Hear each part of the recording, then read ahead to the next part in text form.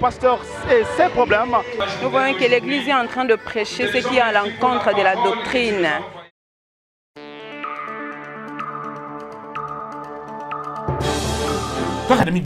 Papa, nous allons se retrouver chaque mois, bakata kangai, soit courant, soit bakata kangai, téléphone en a.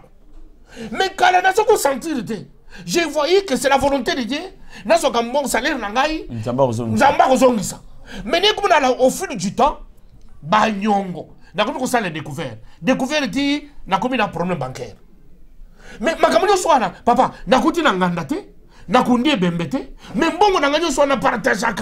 bonjour à tous, bonsoir à tout le monde et bienvenue sur votre chaîne d'actualité Eurotech TV.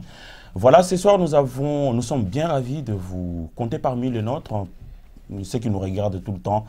Je pense que parmi vous, il y en a qui partagent nos vidéos, qui nous envoient des messages justement pour nous permettre d'évoluer dans ce que nous faisons avec cette équipe dynamique de Laissez partir mon peuple. Laissez partir mon peuple, c'est une équipe qui vous éclaire sur tout ce qui se passe dans nos églises aujourd'hui.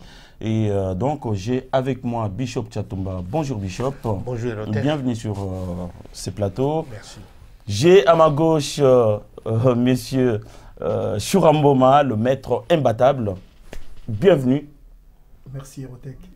Et c'est toujours un plaisir de te rencontrer, de t'entendre parler, de te voir comment tu réagis à chaque fois qu'il y a une question à traiter.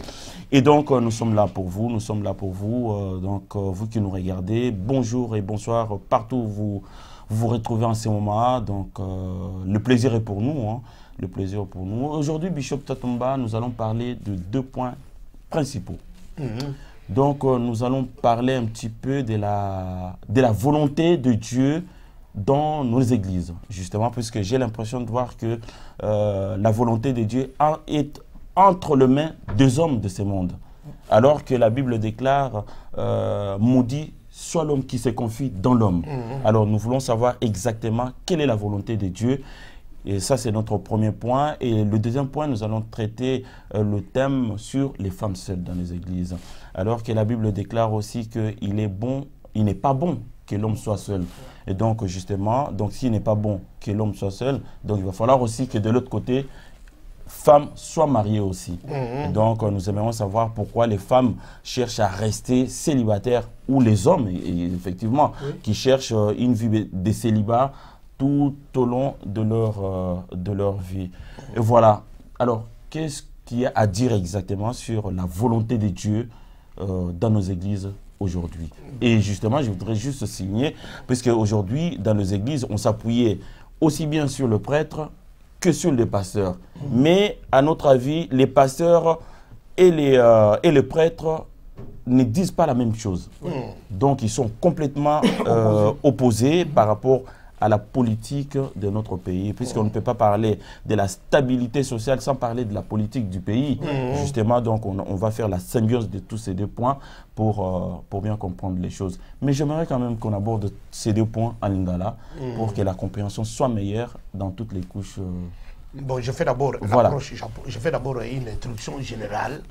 L'introduction, c'est parler sur laisser partir mon peuple. Parce que laisser partir mon peuple, c'est un courant, c'est une vision. Laisser partir mon peuple, c'est comme la France debout, comme souvent les Congo. C'est laisser partir mon peuple. Nous avons tiré ça de Exode chapitre 7, verset 15 à 16. Lorsque Dieu a décidé lui-même au ciel, il a vu ce que Pharaon faisait à son peuple. Il a dit à Moïse, maintenant tu vas aller vers Pharaon.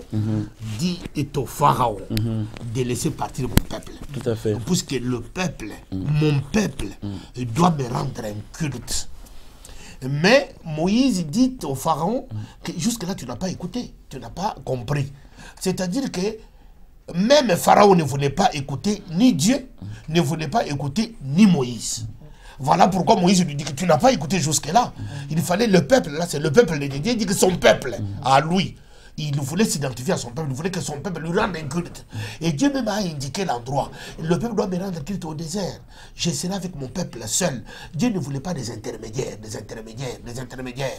Il voulait que le peuple, à lui rende culte. Voilà la vision de notre approche. Je pense que les gens ne doivent pas s'écarter de cette vision. Nous sommes dans laisser partir mon peuple. Et les gens se posent des questions. Maintenant, nous allons aller où? Maintenant que vous dites que laissez aller mon peuple, vous êtes en train de nous faire partie de nos églises, nous devons aller où? Mais Dieu du ciel, il dit, vous devrez me rendre culte. Il a indiqué l'endroit du rendre culte. Vous allez me rendre culte. Il n'a pas dit, vous allez me rendre culte chez l'église de Pasteur Chatumba. Vous allez me rendre culte dans l'église de Pasteur Ntumba. Vous allez me rendre culte dans l'église. Non, non, il a dit que vous devrez me rendre culte.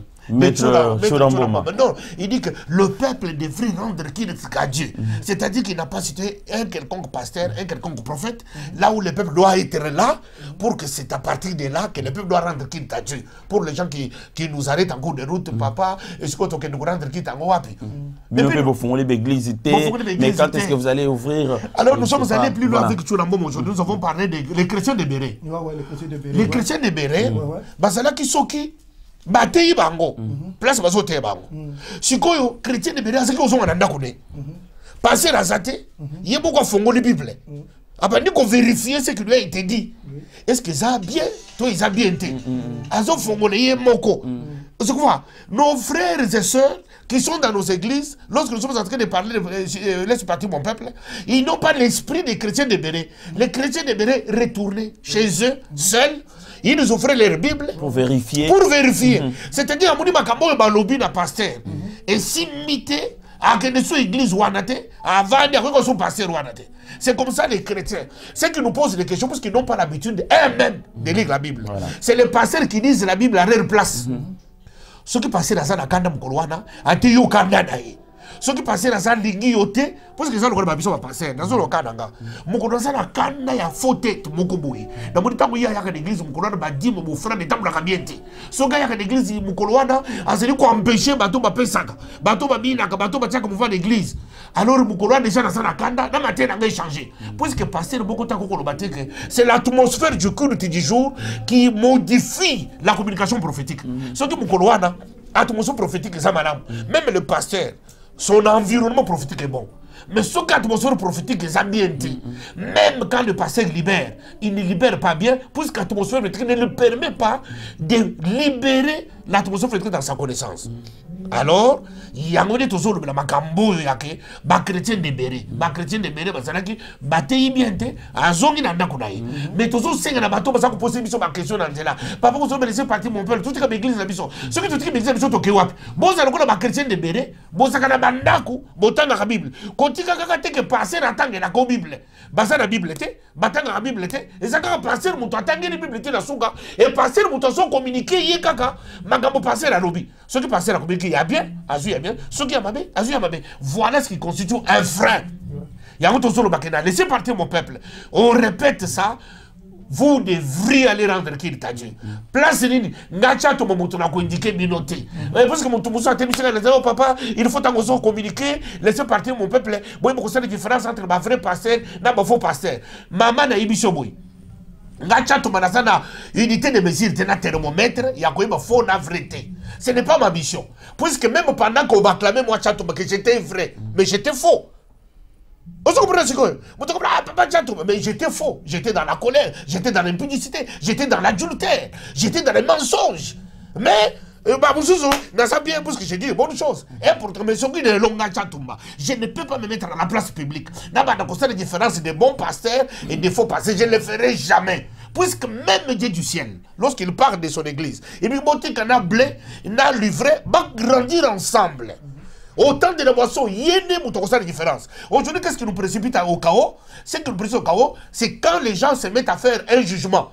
Bijon Toyin a laissé partir mon peuple. Quand ça, le jugement, il y a passé de mon côté. Serviteur de Dieu de mon côté. Toyin a laissé partir mon peuple. Comme ma expérience, il y a de 30 ans négative. Comment j'ai fonctionné avec Dieu à un moment donné de ma vie chrétienne. Des expériences. Si vous avez dans cette église, yonde mutozozo experience a chatumba otani sikoyo passer na yo soki makambo chatumba saki koloba ya faux oyi ya salaki okontani passer na yo azana ngoto azana ngote soka azana ngote okumeli nzambe mais ngana soki ne plus loin pour dire que na biso ba passer congolais je prends l'échantillon des pasteurs congolais sur 10 je mets ma main à couper te nakozala ko Willy Mishikite o ya politique à Kinshasa ngai na tieka loboko na po bakata te mais na tie loboko na ngai kaka sur ni pasteur congolais neuf ceux qui babongo limité maté bakende felo et ce que je dis c'est attesté sur 10 et tikali 1% na batoyo ils n'ont pas encore fléchi les genoux devant Ban si quoi 1% c'est ton pasteur. Point d'interrogation. Mais quand c'est là que mon côté, passer loin de faux, et je ne ferai pas cette erreur. Il y a un autre bateau, côté, contre ma pasteur, ma faux, n'a pas vrai. Mais yoko y ma faute, oko y ma faute, passer mon gazaliao. Son côté, mon santo. Son côté, ton commandant, ton bordé, ma camboya, ma femme, celle, bien accomplissé le coin. Mais son côté, passer, il n'a rien à reprocher. En tout cas, correct. Mais, à Salikaka, Azana au sature des femmes celles. Et puis chaque femme, Azana Fongo là, il y a mon corazon qui combo l'église. Mon corazon qui combo l'église, on a passé la quitter. Mais passer dans ma camazo, ça n'est dans d'autres. Maman a dit que papa. N'a pas ce qui correspond. Bon, on a sauté étape. Ah voilà. Voilà. Nanto Lobeli, toujours en nous place en Zambé, Nakatia. Voilà. Pour que je m'assieds sur place en Zambé. Voilà. Quelle est la volonté de Dieu dans nos églises? Exactement. Tant qu'elle n'est plus loin. Et quelle est la volonté de Dieu pour les Congos? Puisqu'il faut tout ça là, rebondir, tout ça la liaison. Puisque nous parlons de pasteurs congolais. Tomoni Lelo, il y a une déchirure. Déchirure entre Baptiste et Jésus. Église catholique, Jésus. Pasteur dérivé Jésus. Mais pourquoi dans leur action ça divisé? C'est là où il y a les problèmes. Volonté en Zambé, na l'église, na biso, la volonté en Zambé, c'est que nous prospérons à tous égards. Et que nous soyons en bonne santé, comme prospère l'état de nos âmes. Et puis, Nzambe a plus loin. La volonté de Dieu est que tous les hommes soient sauvés et parviennent à la connaissance de la vérité. Écoutez, je veux que mes gens suivent bien. La volonté de Dieu est que tous les hommes soient sauvés et parviennent à la connaissance de la vérité. On a déjà parlé de volonté en Zambé. Tous à la sauver. Tout commandant, connaissance en Zambé. C'est la volonté de Dieu. Mais si koyo, quand on a l'église, la volonté de Dieu ne s'applique pas. Les lois, ce qui s'applique, c'est la volonté des hommes. Pour la nini, papa. Les lois, depuis ton mouvement, il a laissé partir mon peuple. Il y a quelqu'un d'expérience dans la chatumba. Mais bateau, bazo benga biso. Bazo benga abani ko énuméré yo. Magambo basali une église. Papa. Na kendiki d'église. Na kendiki d'église pour na kosambela. Mais na longo les lunettes pour pas nzambe na respecter bango. Parce que na makambo na solo c'est très important. To kendiki d'église pour na kosambela. Na komi une église. Pasteur wana selinga moi sinayi. Na kendiki d'église pour na kosambela. Pasteur wana atekisinga lupango. Na kendiki d'église pour na kosambela.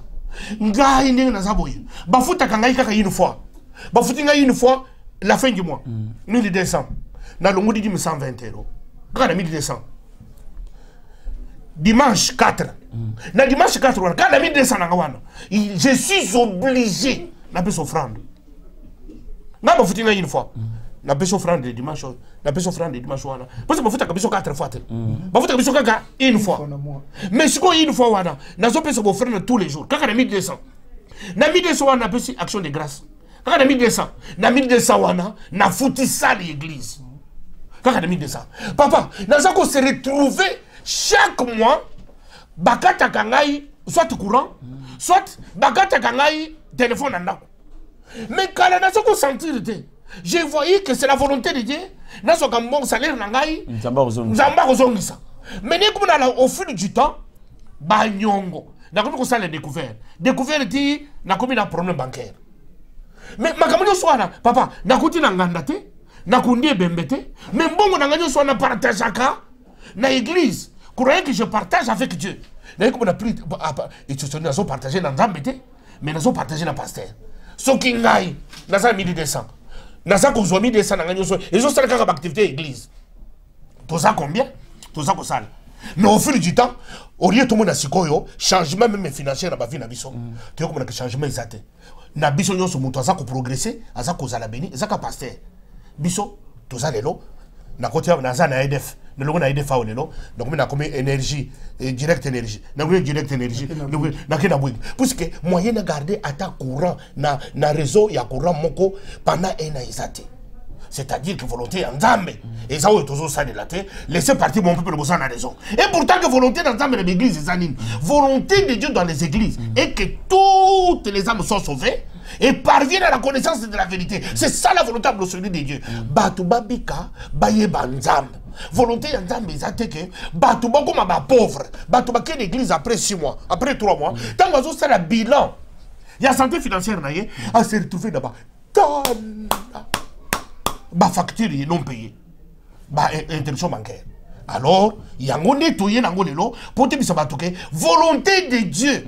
Dans l'église, volonté de Dieu, c'est que tous les hommes soient sauvés et parviennent à la connaissance de la vérité. Alors, Maître Chorambo, ma volonté en Zambé, tout le monde va sango, va tamboli, mais pasteur, tout le monde va augmenter. Donc, volonté en Zambé, non, mais. Ou bien volonté en amis balé, côté moko, et pas sango, volonté en soussou, et pas pasteur en soussou. Non, moi je peux dire ceci, tous on a deux volontés. Il y a la volonté de Dieu, il y a la volonté de l'homme. Mais nous avons sa volonté à battre. Et l'ingolo banini. Dans le bagi likambouana, une fois déjà na soana bateau. Nous avons appelé ça biso maele ya bomoto. La volonté de Dieu appelé ça maele ya bomoto, mais il y a volonté nezali. Parce que ceux qui n'ont pas la sala kiti pour na vendre ah. Et c'est nous faire ça la kiti likola funga lola zoba ndete kata zoba c'était comme makamuna ngai volonté na ngana biki funa vanda donc na case ka bastika ganzete na somi zete na kati na loki ba c'était na sali kiti nzambe pas moi na vandi donc c'est la volonté de l'homme maintenant pour na bala isa volonté nzambe te yo do santa ah ngala ina bala na ngai pour na moi na kotika la ngamoko e bon te na volonté na ngai mais siko na kozanga koyeba na biso totika ka volonté na biso pas batu musu ba komi ko dominer biso ba koti na kati ya ba volonté na biso c'est là où il y a les problèmes. Parce que Jésus-Christ il faisait la volonté de Dieu. Mais nous maintenant tu peux ça batouana au bazana moko de makamanda mete au coup de bayena mona makambo ya volonté na yé moko personnel. Ndenge bishop auto loba awa batou lobi que batou ba fa na bandako non Bible lobi nous ne sommes pas celui qui se retire pour se perdre. Mais tozonga kapona ko sauver ba âme na biso. Donc lingolo batango o vandi na ndako lingolo te se perdre te. Nzamba yebio. Nzambe pa yeba mutu foza na bâtiment te. Nzambe pa yeba foza pas évangéliste pas mutu songolo te. Nzamba c'est pas mutu depuis l'éternité. Donc même si tu vas na ndako wana Nzambe il sait que mon enfant a souffert kuna trop yango va na ndako. Lingolo to se perdre. Mais il y a une orientation. Il a fait ça aux enfants d'Israël. Et c'est des choses que tout le monde n'a pas en Israël. C'était un chemin pour passer que le monde a Cana. Et c'est la même façon tant qu'on vend du Wana Moussou. Nzamba est collègue sérieux que au souffle déjà trop peu. Babi et les gars qui trop. Nzamba bino vana na peu malade awa. Comme ça après na kotambo sa no na dessert na lié oyo ngana pone la bino. Mais na kozanga volonté na so na kozanga ko compagne na biso watu. Yango tozana un problème. Pourquoi tu comme na prison et ba volonté politique na volonté ya bat Nzambe? Parce que plus tout ça batu na Nzambe basala batu ko ba fanatique na bango. Et ça souma comme Nzambe te. Yango moni obi ndenge tozawa mutu na Nzambe ko sali kamo eza na sensité. Ah ba Christ abere fo Nzamba pambola bango. Il faut Nzamba pambola bango. Pour batu na ba laki na do oteyi pe na ba gangi ya kula ba kwei. Bango bazongi na ndako bi. Mais makamuti ba iso yango te. Tokende sukuna te. Est-ce que yo ngosaka ba yeba ki Nzambe te? Bazaki na Nzambe te? Mais ils ont compris quelque chose, il faut vérifier. Mais puis sur les lots, tout ça n'a pas de vérification. Alléluia, amen, Bible, au canal de bois. Au regarde sur dimanche. Mais nous souvent on la merci à tout le monde. Parce que nous souvent on fait côté même les cambos ils te font mélango. Parce que vous comprenez les macamos ils ont comment on a été mon peuple périt par manque de connaissances. Il y a un groupe de lingi. Mutu fayi ba volonté na oyo nzamba lo ba ponaye ezali. Sans influence, sans intermédiaire, il y a une volonté. Oyaki na mokili opamba te yoko nzamba tinda ko na mokili soko zaki tilte fala longola yo obi longola ba to kombe ba l'équipe biso na bato zo na biso na bambom ba l'équipe biso na ba moyen ba l'équipe biso na ba façon de vivre ba manière de payer ba koza na longola ba mabité pour na bino point mais il te laisse toi encore nanga to loba ah pour nani toi nani nous représentons quoi mais devant Dieu nous représentons quelque chose. Alors maintenant tozon asiko donc on aimerait savoir justement volonté ya Nzambe mais na Congo na wana vous parler d'une manière générale. Mais Benito Toeba Nzamba lingini pour la Congo na biso. D'accord babo. Voilà. Volonté Nzamba sur le Congo. Congo c'est un peuple qui n'est pas différent de tous les autres peuples parce qu'il est créé par Dieu. Volonté Nzamba na Congo et c'est que les Congolais azala bien, azala en paix, à progresser, azala liberté, à se choisir dirigeant naé. Vous comprenez? Azala peuple, azala la liberté, il y a que se choisir politique naïe. Azala peuple libre, il y a que se choisir son pasteur. Azala libre, il y a que se choisir sa religion, sa confession, il y a foi. On a des volontés ensemble sur le Congo. Que le peuple a la capacité, a la liberté naïe, il y a que se choisir politique, il y a que se choisir religion, il y a que se choisir son serviteur, son pasteur ou bien son prêtre. C'est ça la volonté ensemble sur le Congo. Mais les lots volonté à Congolais, ils allaient contrôler. Congolais, ça sous la volonté. Pour nani, Congolais a poni dirigeants qui dirigeaient. Pour ce que les dirigeants ont dirigé Congolais, ils allaient choisir par les Congolais. Vous comprenez? Congolais, ils allaient se choisir facilement pasteur. Je vais être à côté de moi, je vais expliquer pourquoi Congolais, pourquoi Congolais a se choisir pasteur. Plus par les pasteurs dans Congolais, les serviteurs dans le Congo, ils côté si magie, ils côté si sorcellerie, ils côté si envoûtement. C'est pour ça que nous avons un rond-point, ils envoûtement. Il y a un rond-point, et nous avons volonté et diriger vers un soit serviteur de Dieu, on ne pas par ta propre volonté, pas par la volonté de Dieu, on se retrouve dans cette église-là. Puisque, pasteur Nazana Kodja, pasteur Nazana Mankiona, pasteur Nazana Nanga, pasteur Nazana magicien, a su magie, a imposé magie dans le ministère, puisque le long de Kinshasa, et ça va passer, bazo bi mafuta na maboko, tant bazo teya, na Kinshasa le long, et ça va passer, bazali, abimi dans le corps, a sali voyage astral, na Congo, les autres là bas passer dans le Congo, abimino nanda kuna yo, sima abungi, bazana Congo. Tu t'imagines que bas passer Rwanda, na bandi miwana, bazana volonté, ya que monto ya vendre l'église na ye, est-ce qu'à vendre l'église pour la volonté na ye, te, à vendre pour la magie, pour la sorcellerie, pour la manipulation, ya bas passer Rwanda. Yango zomo na lelo, résultat. Et ça dit, le kola batouana, bafandisi ba Congolais, na Gwa, na Kindoki, batouana, bazokota facilement, na Kindoki, na ba diriger à Mboka. Yangozo maintenant sur le plan politique, Mboka est divisé. Quand on a batouana, Jésus, Bangomoko, église catholique était à Yesu, église de réveil était à Yesu, mais basa divisé pour la nuit. Ba Congolais, bazoka dit ça que division église catholique, na division église de réveil, et ça division physique. Et ça physique, c'est la sorcellerie. Et cette division, papa, c'est très important. Division église catholique, la division église de réveil, et c'est une division spirituelle. Et cette division est un monde des ténèbres. Puisque plus par la passer, plus par la banganga. Oh, Bishop. Batu bazo sala ba miracle to mona ba aveugle bazo mona ba tambula batu bazana ba bituluku ba mba benga ya batu. Mais sikoyo moko ya obalobaki maître Churamboma que otikala ko mona te mutu o ba bikisa na pasteur na kati ya quartier non. Ko kamo boyazaki na ba beki atamboli mais otikala ko mona sous. Bon ba commentaire mutanga monani. To mona ba oso mo mutalo ba te ngala zalaki aveugle mutu te la bikisanga oso mo moko zaki ko kalobi na bimi obena boum. Mais bazo continuer ka ok na ba église wana. Yamu tozolo ba volonté wana o yazi yamu yazolo bela. Bishop Tatumba na la poser question moko puisque bon mambozolo ba est un peu contradictoire par rapport à makambu yo za osala. Bishop Tatumba oyebani vraiment na kata mboko lokwa mo bundeli munene ya Congo.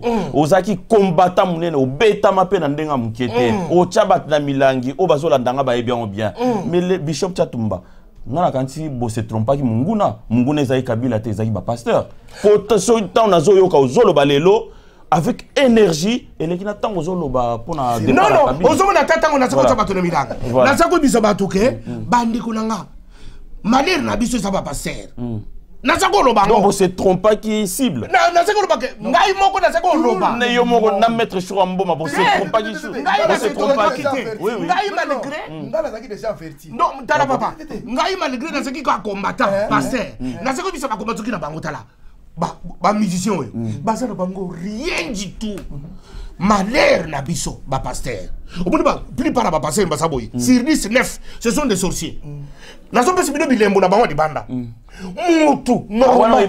Nazo yebisa bango tous les jours na vana na bakombata bitala. Bozo kene na binongo. Maître yoka ki on saini. Mais makambo ya zolo atolo baba ndima biso te na biso on nous a traité de tous les mots. C'est aujourd'hui ne ba combattant ba mvulus ba congolais ba olanda biso ko ba comprendre tozala ki na avance. Yango na soko muto a vivre en avance dans avance la génération na donc azaka mal compris. On était mal compris. Donc vous se trompez na bino ah ba musicien ba ya racheter mais le faut comprendre que non ba musicien te ba passer ne ba ya rater. Tozana 4 bato bakanga Congo poto bimate poto ba rejoindre la place na biso ba pasteur ba musicien presse nani susu qui 3 4 donc ba décider pour na biso yo quitté bango ba lobby te bango biso to lobby na lo côté ezali kuna dash moko mona otumboli mutute otumboli ba mama na bino asa kotala makamona donc ba ko ba la place na biso yango le sibino que ezalaki tangu ya zakolo tozolo wakeno bango baza ba pli bato azo isa mboka ba chaki teme botika bato musu ba fana bango baza ba innocent ba chaki teme mais aujourd'hui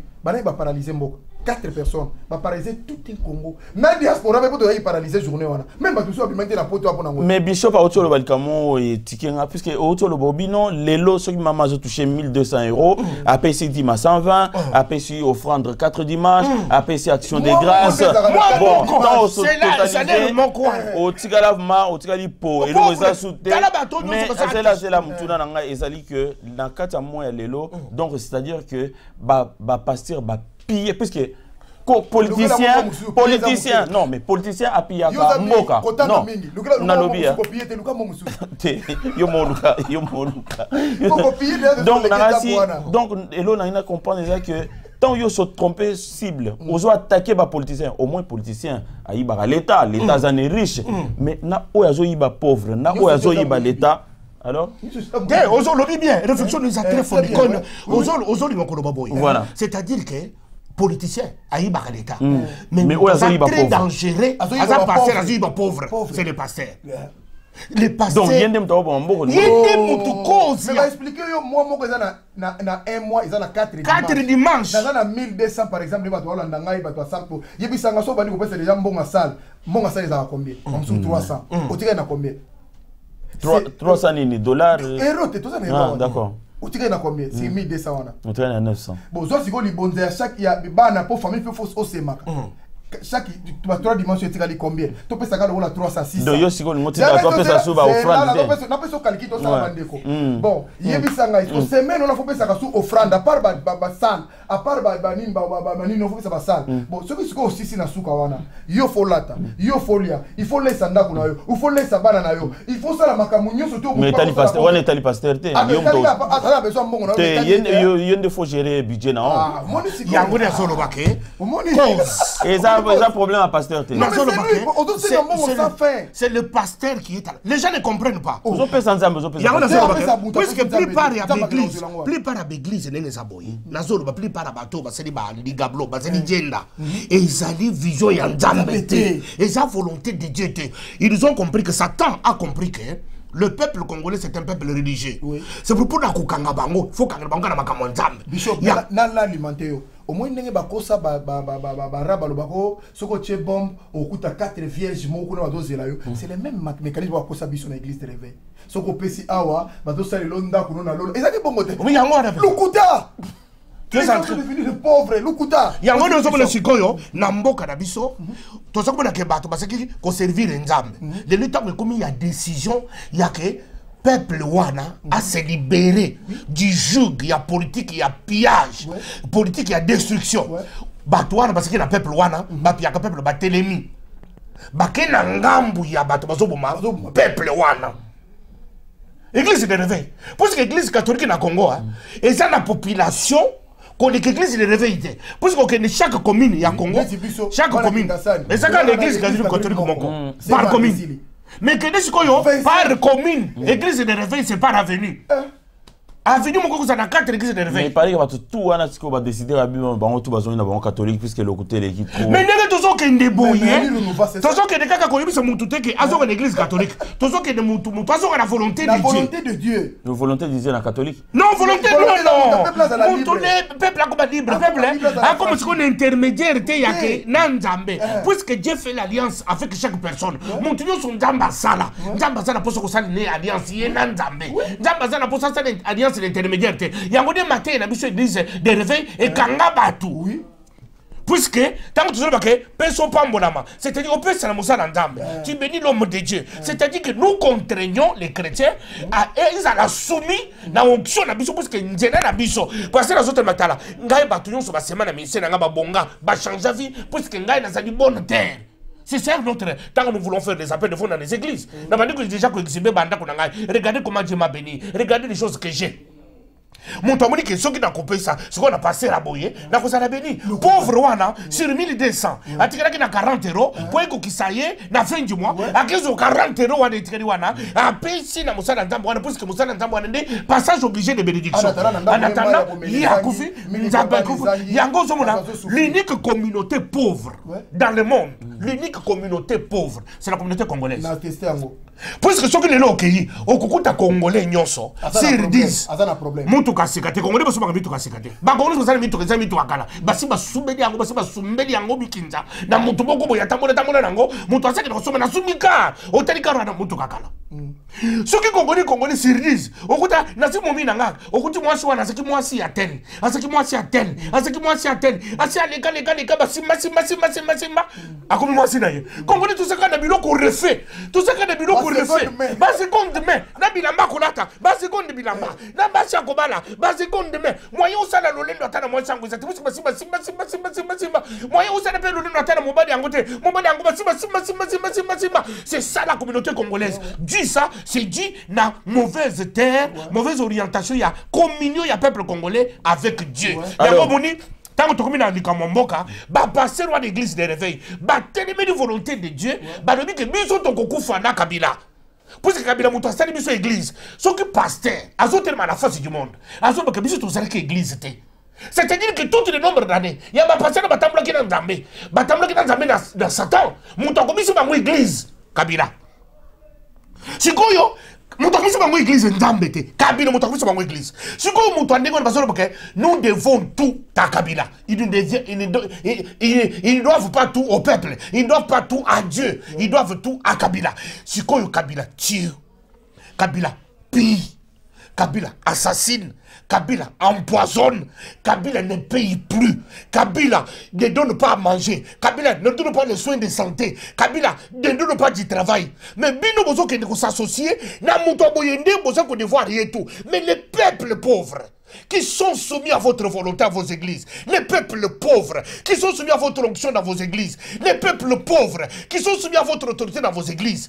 Mais ces peuples-là, quel sera son sort demain? Il y a un Congo, un jeune de 20 ans, il y a 40 ans, puisqu'il n'a pas un projet d'avenir. Mais matin, midi, soir, à son église, à quelque chose, Chayer, assis ici, à ça, on est dans la poche, à une église, chaque jour, appelle des fonds. À Chayer qui a fait $20, il y a bénéfice. À Yenango, à l'ongoli $10, après c'est déjà l'église, à l'ongoli $15, à son anda quoi, t'as $3-4. Mais $15, a dit, j'ai semé devant Dieu. Tu n'as pas semé devant Dieu. Tu n'as pas semé chez Dieu. Tu as donné à ce pasteur qui est ami de Kabila, qui te pille, qui te tue, qui te manipule. Voilà pourquoi, volonté de Dieu, en ce qui concerne les Congo, les Longs, Tomoni, Église catholique, Monsengo a choisi le camp du peuple.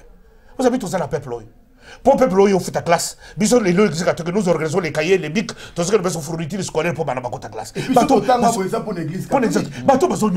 Comment Totika, un pouvoir qui tue.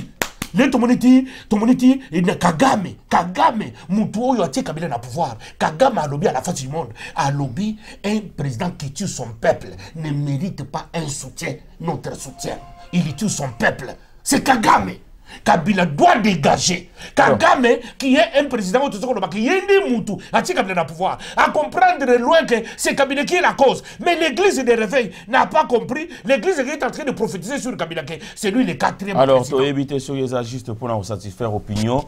bah, c'est au peuple de juger. Alors, dans le Boye.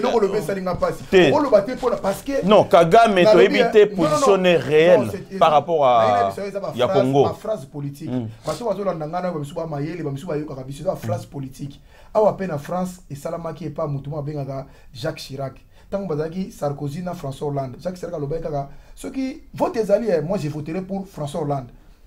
François Hollande a 5% en matin, comme président de la République. Si on a une phrase politique, qu'est-ce que cet homme a dit? Mais les premiers sont à ce qu'on a volonté de dire.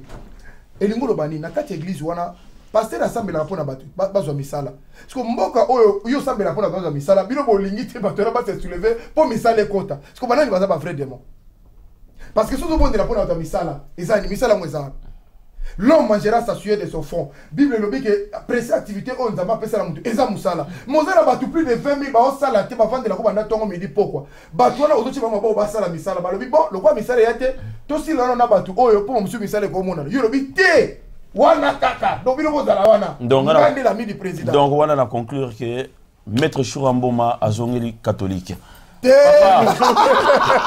ça une façon bon une façon que bani donc bateau hôtel à biso ceux qui c'est 100% ba congolais catholique me testé biso hein to tangi na catholique et pesi biso ebele auto zong c'est l'autre kutu na suka to kuma bango to ro ba sambela kanza mete ba 666 to traiter bango de tous les mots mais lelo bango ba passer tout bango au que la consécration on va sala na mona moko na paria papa tala kwa munena na bi ko sokisana mutu awo tala kwa munene tala le ko mo la cardinal malula mais makamba ba ko boya makambo le bazongi nango donc elingo loba bo fingi ba tout 2 jours 3 jours on n'avait pas compris mais si ko bango bazole na l'autre mais tant ba ko finga mon pe yo kata catholique mo ka loba yo kata monseigneur le bio biso bela ba ki biso boy oh boy na bo bazaka ka silence mais l'église se réveille papa il faut bobima les sonner déjà faut battre ba comprendre que oza suta muta ko fuka manga ko tia makolo par-ci par-là te ko fuka mela n'importe qui te ko tia liboko mutu pas n'importe qui te parce que o ko zeloko yo obébi sana vie na yo comprendre te nga e diga batibeli obébi sa vie na pour makambo mon frère ba benga en église ça merci ba benga nga pour esprit la vie le simbité ko la te so mon église ba benga yo tout c'est que nzamba lingo bima donc Edgar va donner une église alors ndeko na kanisi to komo kende na suka émission na biso puisque boza sollicité à gauche à droite pour na émission neno bozo sala pour na ndenge bozo fungula batu misu ainsi boza na ba chaîne belé ba lingi vraiment bazala wana nanga ki avant aussi lisa naeba likambo ya ba femme seule biso to lobi ba femme seule azam femme azam moko po azana na poids il faut azana mbali et 5 pe mobali po azana na poids ba respecter vraiment il faut azana na mwasi mais lelo femme seule lelo ongo lo banini par là est-ce qu'il y a un problème autour de femme seule? Maître Chouramboma. Surtout les sportifs, on a un partout dans le monde. Vraiment, on a des cambo font la mato et bien. Femme seule, et c'est le comment tu coûtes à mon abapoto. Mais les lois qui comme alimenter, puis agrémenter ça pour notre pasteur. Dans ce sens, au moins Nzambe à côté de la montagne à la mon côté. Nzambe à Salamon qui a lobby, il n'est pas bon que l'homme soit sain. Il faut passer. Ceux qui n'ont l'eau, la poutre, le jardin d'Éden, volontaire à mon que Moutou a tigalié au Banyawazami Balem Balabité, Moutou a refanda Boeta, Saïli Moutou, sans volontaire Moubali, Moutabima. Pour le long de la Moukli, Mouta Botisio Bana, à Botisio Moana, beaucoup de Panzana Kaka Boye, dans les Kamou, c'est normalité. Or, Ponanga. Ils ont un pote. Non, plus pas. Non, c'est ici. Si vous avez ma Congolaise, dans ma Congolaise, ils ont utilisé arme abusivement. Arme wana femme seule. Na ebisu bazo ezala ko la bazana arme nickel bazo betango attaque au son na muke aboki bombe nucléaire attaque donc bazana besoin kutu ko yebate or ce sont ezala ba conséquences moko trop dire imagine toi ngana par exemple bazana moi si moko akabona mobile na ye pour na likamo msusu parce que le to kabona bandako awa tout le temps à la frappe congolais ezaka ba attention mutalinga bima yaza moi ça linga la kisa mobile ke mboko eza ya basi mobile pa linga la kisa ke malgré boye mengala zaka mobile ba panzani au moins msusu incompréhension moko ya mikie c'est pas de problème dire na ba problème auto kabona ngona ba pomoko pa ya makasi et koko susciter pe bazongana tango ba église yo pasteur malamu yo e mutulaza malamu tango moni mwasi moko ya l'église azana bana 4 5 bakabona mbai na ye po bango bazala kaka apesa ngelo côté mande on a boli misanga parce que ça va vérité asa ela ngelo côté apesa ngelo côté yo ko fa na mutu 10 ans apesa kaka 1 euro beta 1 euro fois 10 ça combien que mutu là comment on appelle son mais pourquoi il faut appeler ça 1 euro 1 euro ça non c'est un exemple. Ah d'accord, c'est exemple na pesa ko 1 euro pour ba baka osela ngani o pesa ngani oui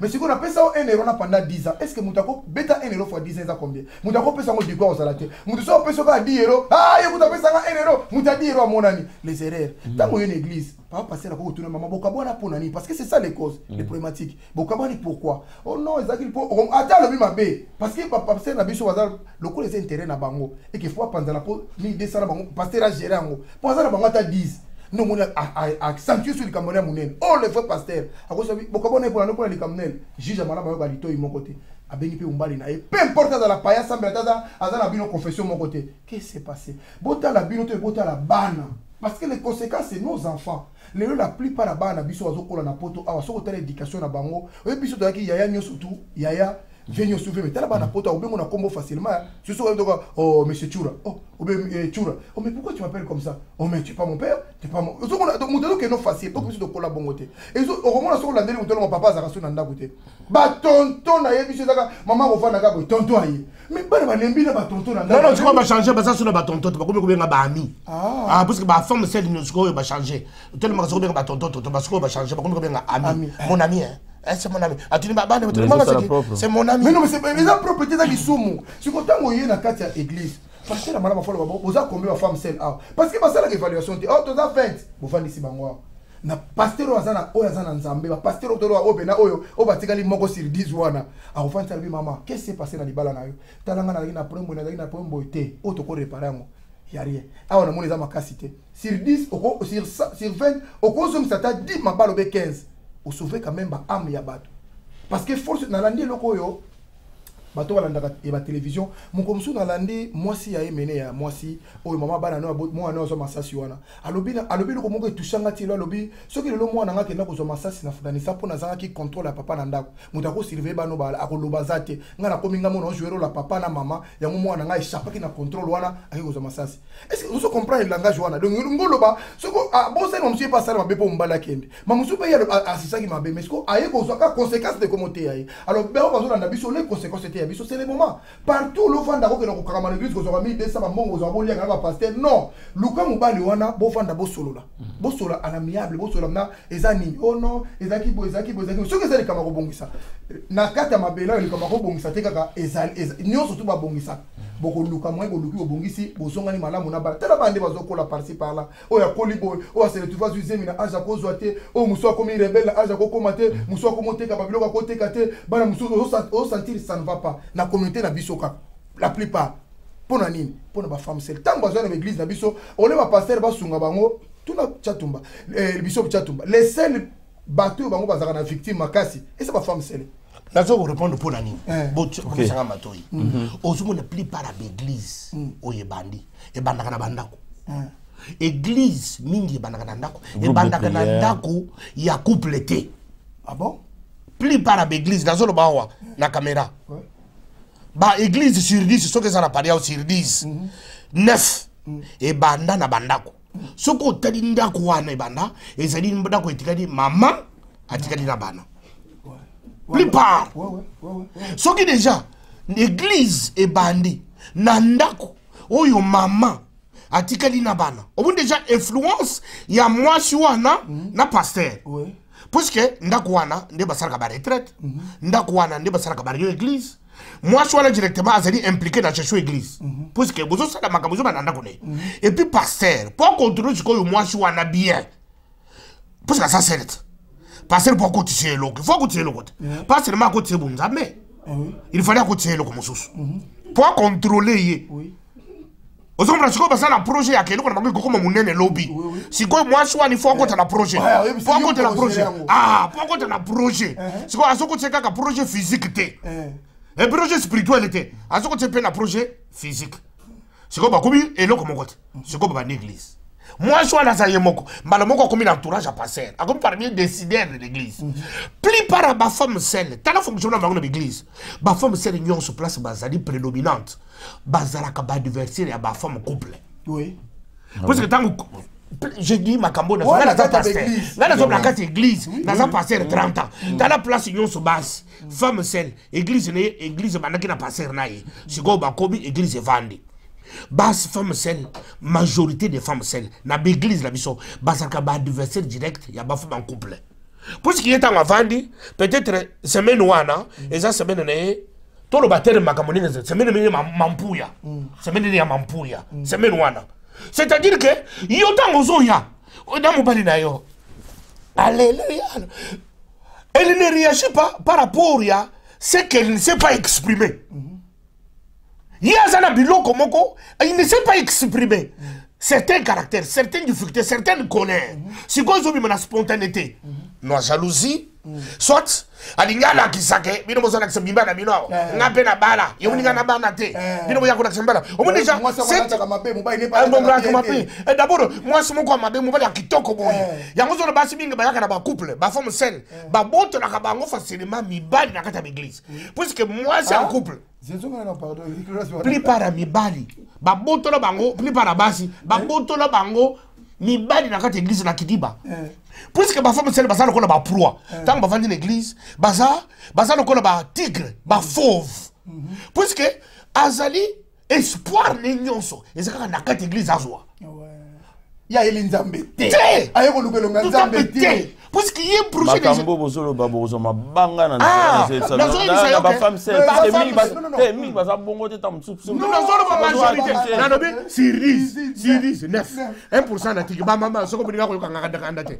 alors ba femme seule wana Syrie 19 fois la soko ba na l'église mingi ba bandi église la pasteur mingi ba yikokota par rapport à sa position d'être trop libre parce que pasteur a na poste à disponibilité pour faire avancer l'église en tout cas na 15h wana ba femme seule ina bana ayi so na 15h na 14h mobile na okima musala pour l'église voilà c'est-à-dire qu'il y a une disponibilité ce que disponibilité n'est passer à fondre sa vision ce que toi na facilement ba comme entourage à pasteur et tant que comme entourage à pasteur ba comme problème pour la pasteur yemoko ba comme problème pour la maman pasteur ba comme problème pour na bandimi ya basi ba yaka na mibali na bango lokolo basa mabala bato basaka kidi bala kate l'église ezaka basa mabala puisque moi c'est libala soka vendre l'église azoma lokolo vendre na paradis avandi na lola azali na kidi ah oui azoyi la prière azoyi même femme seule peut ayi la prière ayebite que siko ba femme c'est le groupe wana baza ba tigre eza lokona koi alali nzala pona nini asisi kidi yemoko akomi bana ne yemoko akomi na ndako na reta aseli bango poto amatisi bango na mbetu alamuki na tonga kotika bango na classe azana bita moko boy. Alors Bishop Tatumba na conseil autant en commentaire et émission puisque si non parce que bande la biso bande la biso to lingi to longola omoni congolais les seuls médicaments européens ça bango eza ko toucher sika oyo bango bazoka ses intérêts or que za perte eza intérêt telo papa na kataki sikoyo basi wana aza déjà na moi état moko boye état moko ya défensive il attaque parce que azaye moko il attaque parce que il ne sait pas arriver à la fin du mois nambongo ya social parce que il ne peut pas arriver azana ba beaucoup de problèmes sociaux il y a kanisa ka bengani mobali azu solution soit mobali mususu moi si okasi azu solution njoko dangalisi ke nakoza na avantage moko boye natika na bana ngamoko nakoboko na bana ngamoko et pourtant que bana basali mipo boko na papa na mama tangu bana bazotika na déficience ya éducation ya père parce que présence à papa ata zazoba mais soka fandi kaka boye et ils ont dit éducation sur les enfants mais basi basa ko se précipiter moi c'est que la femme seule puisqu'il devait gérer l'argent des social l'argent des social ne peut jamais arriver du premier jusqu'au premier il faut ekufa na kati puisque nin na mbongo il faut foutre nim puisque passer na yo bishop c'est là si ça pas ça social pesa mbongo teke bakasa konde euta quelque part bato bandima ko sala ne bakata bango pour pesa bino voilà c'est quoi puisque bato itango mbongo wana zopesa pasteur mon côté oya zana ba femme sele bantoureye akoki ko approcher femme sele oya pesa kayete ah bon azate sur 10 9 pasteur sur 10 9 pasteur pasteur nyons so ka approcher femme sele soit femme sele azopesa physique soit femme sele azopesa finance so ki femme sele aza ni na physique aza ni na finance te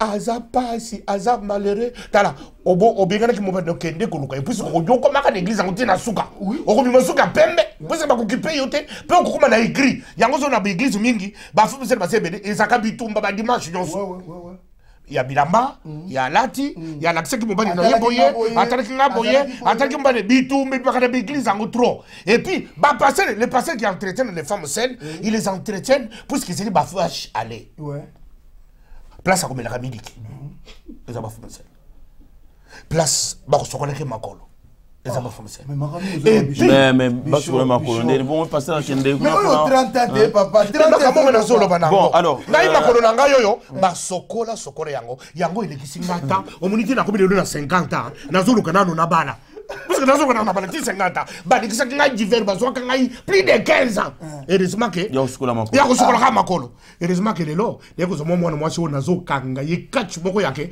puisque moyen abima exact puisque dans un cas danger c'est dire qu'on risquer au combien de 50 risques au combien de 60 ans aux accords tâtonner kaka mais puisque ma femme c'est bazali ba proie bazali na colère na bango c'est que tout ce qui est mariage et puis on a un caractère prédominant dans l'église. Alors c'est-à-dire que azalaki moisia il y a eu déjà que azalaki moisia ça constitue un frein dans le mariage naïe. Pour abala il faut bala mupaya. Yango ne balobi ke mupaya ne mu amelaka mai ekufela mbwa. Sikota ko mupaya amelima ekufela mbwa. Tango amelima wana minute wana yibike. Papa ya lelo atameli akobima. Sikota ngo asi ameli avant ko maya ko bani ko sele bolo la bani ko tuna passer ya mwasi yango sikoyo. Asiki mwasi nani? Eh bien oui non pas là. Trop tard. Sikoyo ikozala kaka kokiba kaka. Yango zo ba femme seule azana mobali na 2017. Soko ko de 2008 akobina mbale mosusu tout ça asa ko tatani azoluka akanga ozo bana arc-en-ciel après bendi tango ko zela te tsunami bana ba ko sangana te papa alors Bishop Tatumba na ngasi to si to komina suka émission na biso bino bande ko balandi bo partage arabe émission na biso boza wana pona ko encourager biso na ngasi bozo landa onyoso bazolo ba awa donc na ngasi eza juste responsabilité là bango bon il y a biso nyonso to zo koloba na yo to aider bango ba batika bana et puis na so kende koloba musika lelo to za na prom na Congo le 21 oyo le 21 dimanche prochain marche ya munene esengami na Congo le 21 c'est-à-dire que bande ko na ngabino bato bosana na église soko moni passer na yo aza contre marche bima na église wana. L'unique moyen de te libérer pour attendre Moussala na vie. L'unique moyen pour bala attendre la vie faut sala. Pour Moussala il y a marche wana ni continue de l'eau Moussala. Mais ce qu'on va pas passer parce que bon bisous tout ça la politique tout pasteur fait la politique. Parce que pour diriger l'église c'est une politique de l'église pour diriger. Puisque tu diriges une entité sociale. Dans l'entité sociale, il faut que tu aies une politique d'approvisionnement. Il faut que tu aies une politique d'évaluation. Il faut que tu aies une politique de comptabilité. Tout ça, ça fait l'entité. Mais ceux qui, entité, ils ont géré en bien. Ils ont se retrouvé. Il y a les 21 oyo. Bisotou. Pas seulement, tout ça c'est mon sengo. Mon sengo, c'est homme politique. Mosengo est en train de faire les devoirs d'un pasteur. Un pasteur, c'est un bon berger. Un bon berger est toujours derrière sa brebis. Un bon berger est celui qui conduit ses brebis vers le bon pâturage. C'est-à-dire, c'est ça la politique. Bon, en tout cas, on a accéléré comme on dit pour le 21. Na sengi na oh nyosu ba yimba ba nzembo musicien na biso congolais. Jour na ba meka ko prononcer ne fils que momo ko na mukolo wana. Et au sala bango bibo bazana diaspora na bo bazana kisasa ba journaliste nyonso to bakota makambo na ndenge nyonso vraiment journée wana omeka na ko lobela ne fils que bo sota 1 minute ya ko bela likama marche le 21 ba pasteur bande ko nga oyo ba lobaki te tout la liboso mais bazana poto awa nzambo bazana bomo ya zomona bo meka ko lobata déclaration moko ya malamu de façon que tout le cas sorti pour monter soit à la peser. Parce que nous avons quoi dans la carte catch mutu tout a soufflé. De bon meka ko fungola peuple congolais catch wana aza la pena aza soufflé na ye. Donc mutu nyo soit na même bas sportif il y a Oran, ba master sportif partout que boko zala. Donc prononcer ta momoko ya bien mukolo na ke encourager partout. Ba bima. Ba ça la marche pacifique. babima babukate bayibate parce que basala kaka marche o eza na constitution normal mais eza na batu nyoso babima donc laissez partir mon peuple le peuple nyoso mokolo wana batika sala oya ko sala nzamba ko zana destin. Alors Bishop Tatumba na kanti na zana mutuna mo ya muke vraiment pour aussi ça dans ainsi bolanda na ba réseaux sociaux moi na grand pasteur moko na Kinshasa il paraît qu'a zufinga bino bato poto surtout ba combattant le bibino boyaka bozolia ba parti a bo fana na banda kwa social bo vivana na ba mbonga ba kaf mais masolon aux andengeni eza mwana muyibi te eza muyibi atata na ye parce que papa na ye kombo ne mukuna mwana mukuna nde afingi bato mukuna aza muyibi mukuna aza fumeur de chanvre mukuna azali coureur de jupon. Mukuna n'a pas une éducation, Mukuna n'a pas une morale. Mais Mukuna te mutalobi, moi na mutalobi. Mais l'enfant produit, c'est un produit de son père. Ce qui n'a pas de moi nanga. Nana sana bananga basa journaliste. Nana nanga ninga basa na presse ninga basa na mwali ni moko boy. Ce qui moi nanga comme sur la place publique. La fille là, ninga keko s'exposer. Pour finga bato. Oyibi ko fanda ndako social ça veut dire quoi? Biso toza na Afrique te. Ah toza na poto, banda ko ba social les anda ko ba pesa ka bapaya. Yeso ka yebité. Ah bapaya ba pesa ka ba ndako social. Et ningo ba teke mutu avanda ndako social za pauvre. Ah wa ya ce qu'on appelle la classe moyenne. Classe moyenne les mutu avivaka na salaire. Vous comprenez? Alors, il y a des gens qui l'insultent. Pourquoi? Parce que papa n'est pas un mouibi, ou il va payer sa cahier na kabila. Mukuna mouibi, amelaka diamba. Mukuna mouibi, il y a un coureur de jupon. Il y a un peu de l'éducation, il y a un peu de batata mibimba. Ngacha tu banafandi na poto, fi moko boye, azana yeba, azata kitukuti. Oya kozonga sangaida bimana laisser partir mon peuple d'abord na kim kanda.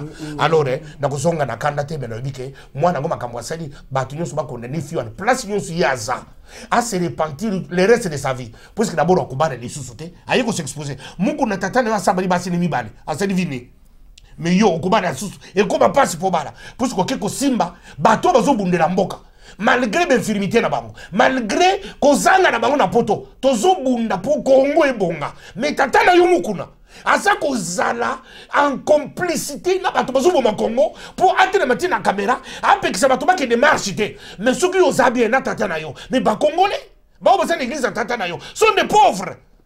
Yango de vous entendre mawate yamboka ngo ya Congo puisque quand vous insultez les Congolais qui sont dans la diaspora regardez les bandes ya Congo bandit depuis Brazzaville biso tout obimi les bandes pour les sengote tobimi les bandes pour la politique ya mabe kabila zo sala tata na mukuna yango ni ibimisi biso di banda les tous na posa ko vendre na potote to ça connaît tous les jours mais tu ne peux pas te permettre Nakosenga, pas seulement moi Nasenga, pardon, Nakosenga na papa ni Mukuna. Mukuna, je te parle maintenant en tant que pasteur, bishop, comme toi. Mais yosa, bishop, il y a Lukuta, puisque au théâtre il y a Lukuta. Moi, je suis véritablement bishop, je prêche une bonne parole. Je te demande, Mukuna, tu vas demander pardon à la place de ta fille. Puisque, et l'eau moi, ça ira de génération en génération. Qu'on finit toute une diaspora. Tout ça, on a poto, on a pas si. Mukuna, tout ça, on a poto, on a sengoté. Non, mais non, pour moi, Ali, Ndaponanga, Namoni, Ezaba, Biloko, Nzamba Limbisaye. Pour moi, Namona Nzamba Limbisaye, Mamso a compris que le terrain à Kotagite, Aïba qui terrain à Kotagite. Nzamba Limbisete. Papa n'a jamais sauté. L'engagement n'est pas Congo. Tika, moi, non, pardon, papa. Ce que au lobby, n'a laissé partir mon peuple. Laissez partir mon tosan objectif, mon corps. Objectif, c'est dire la vérité. Oui, merci. Les notes autant bonnes à Congo. Ah, voilà. Asali Mabé. Asali Mabé, ma casse. Oui. A banqué Batata. Non, Yebi. Non. Moi, si on a. Pourquoi dans le Bible? Dans le Bible, parce que ceux qui battent oiseaux l'andangaï, on va dans la vidéo. On a posé la question, laissez partir mon peuple. Non, Bishop, cette vidéo, il y a moi, Nawana. Bah, exposé à Zalaki Nina, et ce sont les Olim Sarah a posé question. Mais là, ça a été mené. Je suis au niveau terrain à côté, parce qu'il va comprendre le terrain à côté. Il y a quelqu'un qui finga batou, langage à finga. Au moins, on a ce que tu as sur le langage ôté. Parce que tout le monde. Tu finis mon tout. Ceux qui battent finga batou, les gens comprennent qu'il y a un désolé cas facile. Ok, c'était mauvais pilil. T'as la siko a fingi batou, n'a pas toi a fingi, mon soir qu'on finga. Tu as fingi bino, pas la poto. Non. Batou te bino. Les autres sont nos amis. Bamsu bazaba kabandeko na bazaba camarade biso meta mozo finga ndengo wana otuli me bandeko ese papa na ye moko na ndimita ko telema lo biloko ndengo wana parce que les rêves est-ce que ndako social les ndako babola na Kinshasa le bayebi ke bofana ndako babola muku na muto bandaki kufinga bato babola tala nga muto natinda bino na poto bote kama pango batata na bino boke kufanda kuna bandako social nga muto natinda bino basi ba bengano na kuna kana Gare du Nord na mwansi na nga muto natinda mwansi na bengano na ndako muku na c'est ce que l'enfant a répercuté mais siko eza mabe yango biso de lobi na ye asengali ba pardon na moni ya ndenge nyoso tu mais ayeba ke pardon eza ndenge no moni muto ata azaki moyiba katali liboko ata ndimeli yezu liboko ezonga bate alléluia yezu liboko eza okata na je crois je donc bolimbisi te ngai makamwana ya kolibisa bato bazoko bebisa congolais ngai alors bandeko ba bolingo na ngasi to komina suka émission na biso ambiance ezaki makasi na OSK. Merci mingi. Soki copain na bazo vivre na ya boye. Akoya kotia kana na congolais nyonso te. Ba boye ba bengani garçon na boye na yeye. Alika na ki mwa no muku na boye nga yo. Akiko zele moi copain, moi petit oya za rana yete. Yango di akrake wana ayeko sisakana na bato diaspora. Merci beaucoup. Je ne finis pas cette émission sans souhaiter meilleur anniversaire à ma fille Nouria Ampoui. Je voudrais dire bonjour aussi à Johanna et à sa maman. Et donc, je voudrais aussi vous inciter à adhérer. Oui, il a 9 ans. Joyeux anniversaire, Nouria. Nouria, joyeux anniversaire. Et donc, bonjour à tous les membres de l'association Jude à Bruxelles. Donc, je voudrais aussi dire bonjour à Jean-Luc qui chapeaute cette association, Jean-Luc Kabea-Chunza. Ouais. Et puis bonne soirée hein, en Belgique, en Suisse, en Allemagne et partout où vous nous suivez. Bonne soirée à vous et à très bientôt avec l'équipe de Laissez partir mon peuple.